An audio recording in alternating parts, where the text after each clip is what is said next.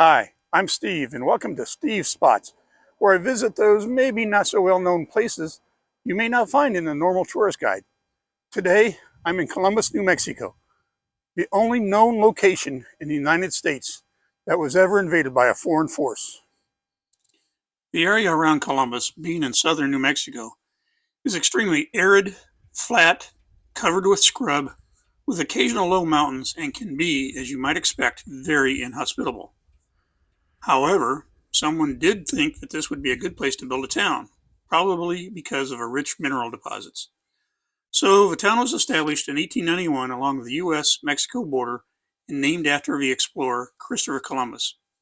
In 1902, it was moved 3 miles north when the El Paso and Southwestern Railroad built its Columbus station. About 1905, it was a small town with a population of about 100. At this time, it had a general store, a saloon, and a society inspector.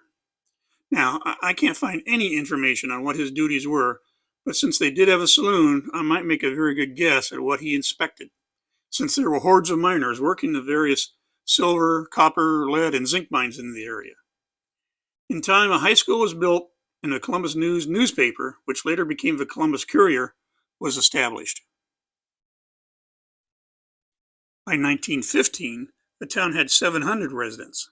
The Columbus State Bank was built, 4 hotels were constructed, and several stores and a Baptist church were established. In 1915, Pancho Villa, a general in the Mexican Revolution of 1911 and former governor of the state of Chihuahua, which is located right across the border from Columbus, wanted to seize power in Mexico and began a civil war with the current Mexican president Carranza. The U.S. directly backed Carranza with aid, and Villa lost. Angered by this and blaming the U.S. for his loss, in 1916 he conducted a raid on Columbus, hoping to goad the U.S. into invading Mexico. It was also thought that he carried out the raid because he needed more military equipment and supplies in order to continue his fight against Carranza. He attacked a detachment of the 13th Cavalry Regiment, burned the town, and seized about 100 horses and mules and other military supplies. 18 Americans and about 80 of his men were killed. And this is the only recorded time U.S. soil was ever invaded by another foreign force. This is the original train depot during the 1916 raid. It was one of the objectives of Villa's raid, as it was hoped they could find money and other goods to help finance their civil war against President Carranza. Currently, it houses the museum containing hundreds of artifacts from that time, including weapons, clothes, equipment from both Pancho Villa's soldiers and American citizens and soldiers. It also has many railroad-related items from that era. It includes a model of a town in 1916, which provides an excellent reference to understanding the actions taken during the raid.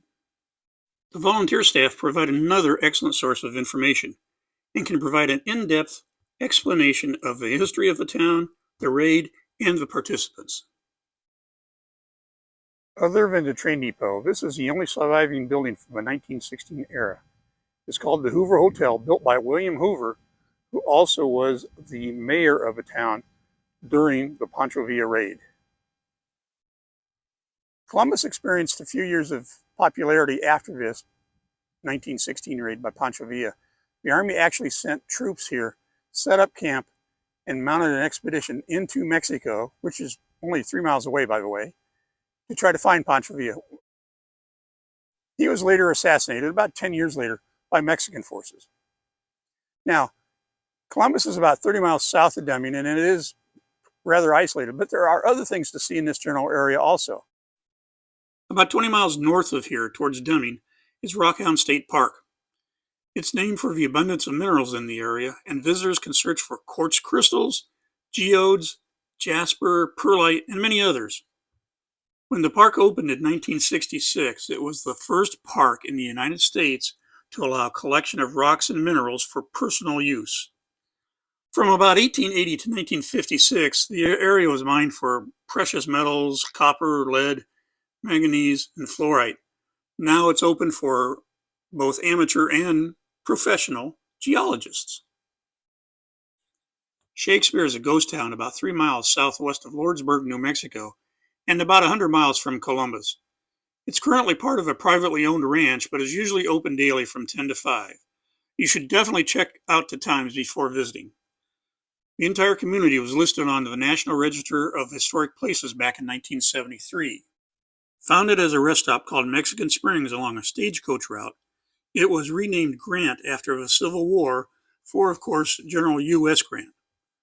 When silver was discovered nearby, it became a mining town called Ralston City. It was finally renamed Shakespeare, but was abandoned when the mines closed in 1929. It contains numerous well-preserved buildings and other memorabilia from its heyday and is a great trip back in time to those frontier days. Finally, about an hour east of here is El Paso, Texas, and a small town called Santa Teresa, New Mexico, where one of the best air museums I have ever visited is located. It's a privately owned museum called the War Eagles Air Museum and was founded by John and Betty McGuire back in 1989. It has one of the Southwest's largest collection of beautifully restored historic aircraft from the beginning of aviation through World War II to Vietnam. These planes are absolutely beautiful, and they are all flyable. And as I understand it, every weekend they fly a few to keep them in working condition. It also contains a large collection of vintage and historic automobiles, motorcycles, and various other military and transportation artifacts built throughout the decades. I would highly recommend visiting this museum, even if you're not a plane junkie. Being in the southernmost part of New Mexico, these locations don't get the amount of tourist traffic that most other places get. However, a trip down here to Columbus, Rockhound State Park, Shakespeare, and Santa Teresa is well worthwhile and will provide you with a memorable adventure. I hope you enjoyed this video. My name is Steve, and I'll see you next time on Steve Spots.